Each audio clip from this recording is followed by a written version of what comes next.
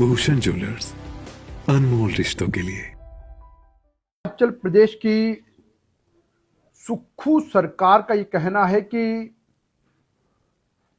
इन 2 वर्षों में उन्होंने हिमाचल प्रदेश में अभूतपूर्व विकास किया है और अनेकों जन कल्याणकारी योजनाओं को लागू किया है और इसके लिए वे इसका जश्न मनाएंगे।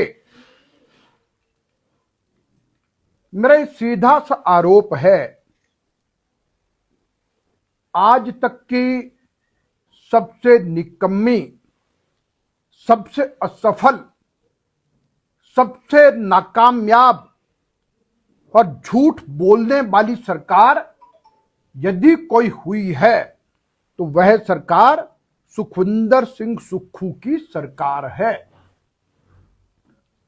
और जिस सरकार ने पहले दिन से ही एक नेगेटिविटी का वातावरण प्रदेश में खड़ा करने का प्रयास किया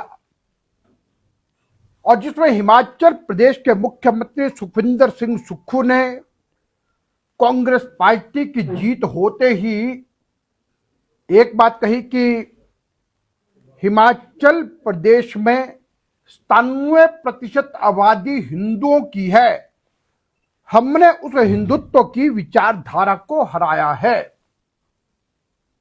और यह भी कहा कि हिमाचल प्रदेश आर्थिक दृष्टि से श्रीलंका बनने की ओर अग्रसर है। ऐसा नकारात्मकता का जो वातावरण है वो हिमाचल प्रदेश के मुख्यमंत्री सुखविंदर सिंह सुक्खू ने प्रदेश में खड़ा करने का प्रयास किया है।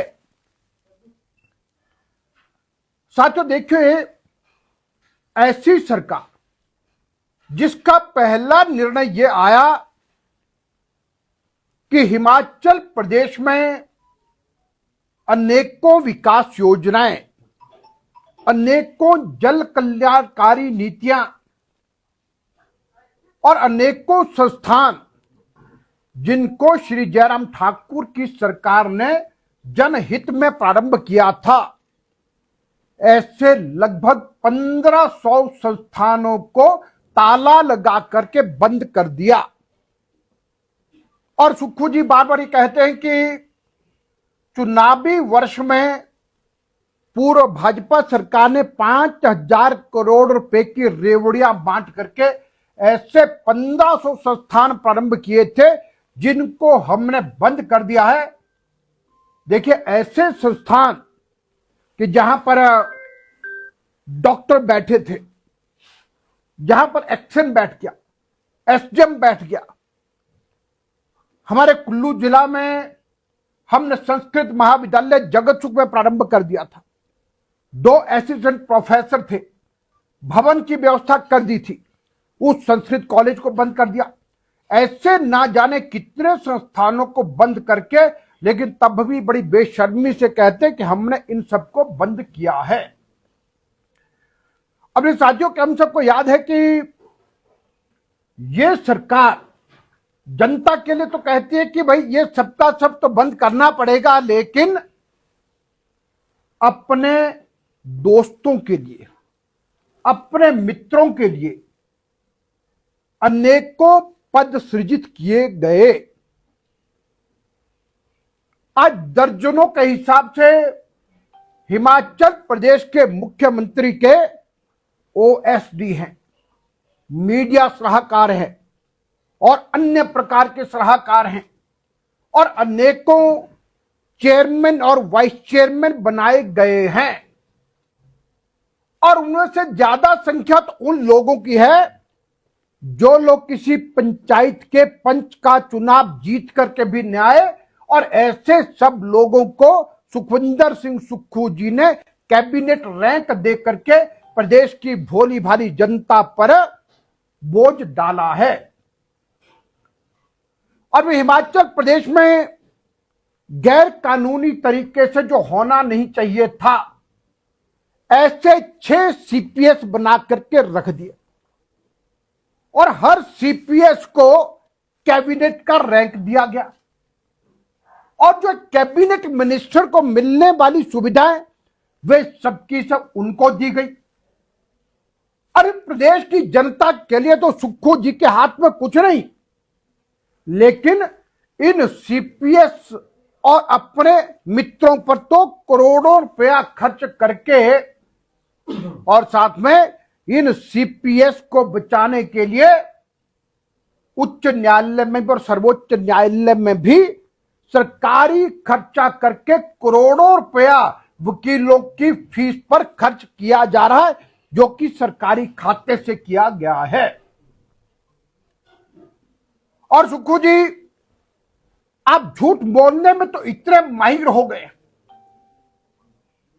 कि आप ये कहते कि हमको तो खजाना खाली मिला था। अरे जब भारतीय जनता पार्टी की श्री जयराम ठाकुर जी की सरकार थी, 5 वर्ष शानदार तरीके से चली, किसी प्रकार की कमी कहीं नहीं रही, और आपने आते ही रोना प्रारंभ कर दिया। और आप 2 वर्षों में लगभग 28,000 करोड़ रुपए का कर्ज आपने ले लिया है। और आपके कुप्रबंधन और व्यवस्था परिवर्तन के नाम पर कभी ये कहते कि हमने तो 1 महीने में 2 बार तनख्वाह दे दी, कभी 10 को मिलती है। अभी सरकारी कर्मचारियों को इस महीने का वेतन तो मिला, लेकिन पेंशन कब मिलेगी उसका कोई अभी तक कोई बयान आपका नहीं आ रहा है। और अब आपकी ऋण लेने की सीमा समाप्त कर दी है, तो कैसे चलेगा? प्रदेश को आपने कहां से कहां ला करके पहुंचा दिया है। और वे कितनी बेशर्मी से कहते हैं हमने तो कई गारंटियों को पूरा किया है। और क्या इंदिरा गांधी सम्मान योजना कि अब तो 1500 रुपए हर महिला को दे रहे हैं, लेकिन उसके साथ साथ फिर क्या किया कि जब ये 1500 देने की बात थी तो चुनाव में तो कहते थे एक घर में जितनी भी 18 से लेकर के 60 साल के मध्य में जितनी महिलाएं होंगी सबको 1500 रुपए दिए जाएंगे। एक घर में 5 होंगी तो 7500, 4 होंगी तो 6000, और कोई उसमें शर्त नहीं थी। लेकिन जब चुनाव समाप्त हुआ तो आपने उस अनेक प्रकार की शर्तें लगा दी, और जिसमें आपने कहा कि ऐसी जो महिलाएं हैं लगभग 15-16 तरह की श्रेणियां बनाई कि ये महिलाएं हैं 1500 रुपए के लिए पात्र नहीं होंगी। और हिमाचल प्रदेश में लगभग 28 लाख महिलाएं जो 18 साल से अब ये 1500 रुपए किसी को मिल नहीं रहा है। और अब तो एक और सूचना जो भी कल परसों की जो ग्राम सभा थी, अब ग्राम सभा को यह कहा गया है कि जिनको अगर कुछ लोगों को मिला उसको वापस किया जाए। अब तो ग्राम सभा पारित करके भेजेगी। यह तो चुनाव के पहले आपने नहीं कहा था। अब आप ये कहते हैं कि हमने तो दूध का मूल्य भी बढ़ा दिया।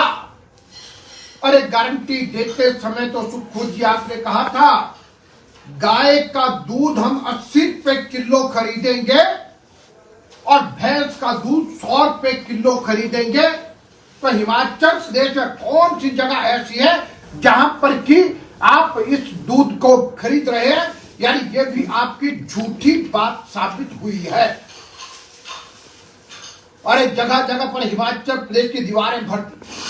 और ये कहा कि हम हिमाचल प्रदेश के 5 लाख बेरोजगार नौजवानों को सरकारी क्षेत्र में नौकरी प्रदान करेंगे। और सोलन की जनसभा में श्रीमती प्रियंका वाड्रा ने भाषण दिया कि 10 दिन के भीतर जो पहली कैबिनेट होगी 1 लाख लोगों को तो उसी में नौकरी दी जाएगी। और वो वायदा आपका पूरा नहीं हुआ। आपने पेपर लीक भर्ती के नाम पर आपने सबऑर्डिनेट सर्विस सिलेक्शन बोर्ड 2 साल तक का आपने बंद करके रखा। हजारों नौजवान अपने जल्द का इंतजार करते रहे और इसलिए आप कुछ कर नहीं पाए। और आपने नौकरी देना तो दूर की बात रही, लगभग 20,000 ऐसे नौजवान जो आउटसोर्स पर काम कर रहे थे, उन सबको भी आपने बाहर का रास्ता दिखा दिया है। बिजली बोर्ड में आपने लगभग 51 इंजीनियर्स के पदों को समाप्त कर दिया। लगभग 83 चालक, उनको बाहर का रास्ता दिखा दिया। तो आप यहां भी झूठ बोलते हैं। और फिर आपने कहा था 300 यूनिट बिजली फ्री देंगे। अरे 125 यूनिट बिजली का भी बिल आना प्रारंभ हो गया और आपने बिजली की सब्सिडी को बंद कर दिया है और लगभग 1 लाख उपभोक्ताओं पर उसका भी बोझ आपके द्वारा डाला गया है। अभी पिछले कल लगभग हिमाचल प्रदेश के 200 उद्योगपतियों ने सरकार को यह कहा कि आप जिस प्रकार से बिजली के रेट बढ़ा रहे हैं तो हिमाचल प्रदेश से उद्योगों का पलायन होगा। और आपने पंजाब से अधिक रेट बढ़ा दिए हैं, लेकिन उन्हें परवाह नहीं कि क्या उद्योग कहीं बाहर चले जाए। तो इस प्रकार के अनेकों काम ये सरकार कर रही है। और साथियों ये कि आज यदि आप सब देखेंगे कि इस सरकार ने हर स्तर पर यानी कि भ्रष्टाचार को कितनी आगे बढ़ावा दिया है। अब आप देखिए कि आपने एक रास्ता खोलने का प्रयास किया क्या हिमाचल प्रदेश की जमीन को औने पौने दामों पर बड़े लोगों को बेच सके। अब एक इस प्रकार का निर्णय कभी कोई सोच नहीं सकता था कि सरकार ने क्या उच्च न्यायालय में कैसा पक्ष रखा और हिमाचल प्रदेश के 18 होटल्स और जिनमें से मनाली का कुल्लू होटल, नगर का कैसल, ऐसी बढ़िया प्रॉपर्टीज को बंद करने का आपने प्रयास किया, क्योंकि इसके पीछे मंशा ये थी, आपके बड़े लोगों से डील हुई थी जिसके नाते आप अपने मित्रों और दोस्तों को वो प्रॉपर्टीज लीज पर देना चाहते थे, बेचना चाहते थे, लेकिन आप उस काम को कर नहीं पाए। और एक इस प्रकार का निर्णय आना कि एक बिजली कंपनी को 64 करोड़ रुपए लौटाना था और उसमें दिल्ली में हिमाचल भवन की संपत्ति को अटैच किया गया और उसके कुर्क करने का आदेश हुए। तो ऐसी निकम्मी सरकार क्या कर सकते, जो कहते हैं व्यवस्था परिवर्तन कर रहे, सबसे बड़े कुप्रबंधन की ये सरकार है। और जो साथियों ये देखिए आपकी कैसी अनोखी बात है। कभी आप कहते हैं कि हम टॉयलेट टैक्स लगाएंगे, जितने घर में टॉयलेट होंगे 25 पे टॉयलेट टैक्स लगाएंगे। हिमाचल पथ परिवहन निगम की बसों में जो आप अपना छोटा मोटा सामान भेजते हैं, उस सामान पर भी आपने यानी पैसा लेना प्रारंभ किया है। मुझे किसी ने जानकारी दी कि मैं अपने बच्चों के लिए शिमला के लिए 2 जैकेट 2 पैंट गर्म भेजना चाहते थे और हमको कहा गया कि भाई इसके लिए 145 रुपए का किराया आपको देना पड़ेगा। ये कैसी सरकार है। और उसी के साथ साथ साथियों, अब जयराम ठाकुर जी की सरकार ने तो जनहित में कहा कि ग्रामीण क्षेत्रों में जो भी पीने के पानी का कनेक्शन है और ग्रामीण क्षेत्रों में पीने के पानी का बिल कोई नहीं आएगा। लेकिन सुखविंदर सिंह सुक्खू की सरकार ने उसको फिर से प्रारंभ कर दिया है और जनता पर भारी बोझ डाला है। और ये भी कहा है कि भाई कोई भी कनेक्शन लेना तो 100 रुपया तो उस पर लगेगा ही लगेगा। और अभी देखिए आप हमारे गाड़ियों का जो रजिस्ट्रेशन होता है, अब रजिस्ट्रेशन की फीस अब एक अतिरिक्त टैक्स लगा दिया है और जिसका नाम रखा कि ग्रीन टैक्स। जो पहले 800 रुपये लगता था वो 4000 और यानी अब ये मान लिया 4000 से लेकर 10,000 तक का आपको रजिस्ट्रेशन टैक्स अतिरिक्त लगेगा। ये भी प्रदेश की जनता पर भारी बोझ इस सरकार ने डाला है। आज आप देखिए कि चाहे ईंट है, चाहे बजरी है, चाहे सीमेंट है, सब महंगा कर दिया है। और आज आप ये देखेंगे कि सरसों का तेल 25 रुपए लीटर के हिसाब से उसके भी दाम बढ़ा दिए हैं। और साथ में आप देखेंगे कि जब से लेकर के सुखविंदर सिंह सुक्खू की सरकार आई है, इस सरकार ने 40 से 50 रुपया प्रति बैग सीमेंट को महंगा किया है। और आप देखिए कि लोगों को कितना धक्का इन्होंने दिया है। एक ऐसी योजना जो अपने आप में ऐतिहासिक या अनोखी है कि हिम केयर योजना आयुष्मान योजना की तर्ज पर डबल इंजन की सरकार ने प्रारंभ की थी। और हिम केयर योजना के अंतर्गत लगभग हिमाचल प्रदेश में 31 लाख लोगों का 5 लाख रुपए तक का मुफ्त इलाज किया गया।